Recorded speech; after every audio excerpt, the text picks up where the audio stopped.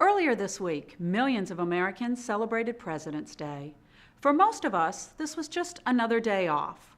Time enough to take a short vacation, spend time with family, or at least get a really good deal on a mattress.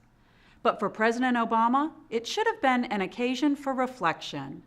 The president, after all, is only the 43rd man to inhabit the White House.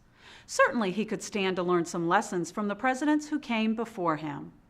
With that in mind, we humbly submit a few pearls of presidential wisdom for our current Commander-in-Chief. Ours was the first revolution in the history of mankind that truly reversed the course of government, and with three little words: we the people. We the people tell the government what to do. It doesn't tell us. We the people are the driver. The government is the car, and we decide where it should go and by what route and how fast.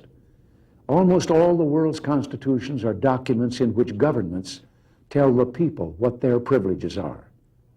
Our Constitution is a document in which we, the people, tell the government what it is allowed to do.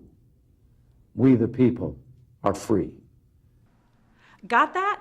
That means allowing us to build a new business free of government interference, to provide our children in the way we see fit, to drive the cars we want, and to choose our own health insurance. In other words, it means minding your own business, mister. Here's another insight you may want to take to heart.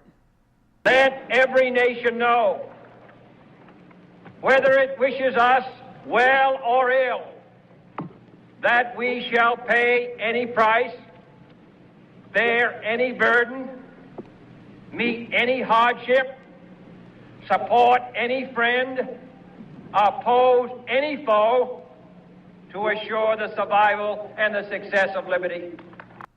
Unfortunately, this is just about the only area where the president isn't willing to pay any price.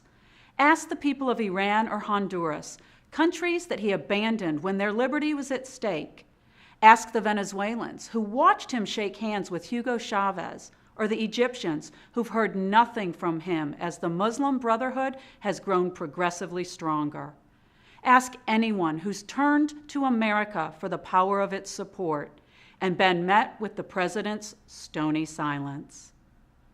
While we're citing Democrats, may we also suggest that the president embrace the notion of another one of his predecessors? The era of big government is over. Oh, for the good old days. This was before the stimulus, Obamacare, trillion-dollar deficits, and the worst spending binge in American history. Back then, President Clinton pledged to build a bridge to the 21st century.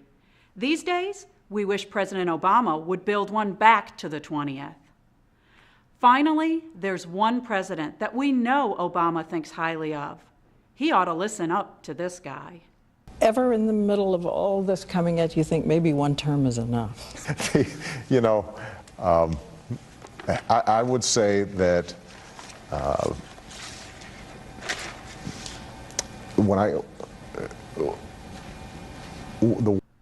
Yes, the silence speaks volumes. We hope you had a happy President's Day, Mr. President. Apparently, it comes as a relief that it may be your last in the White House. That's this week's Freedom Minute.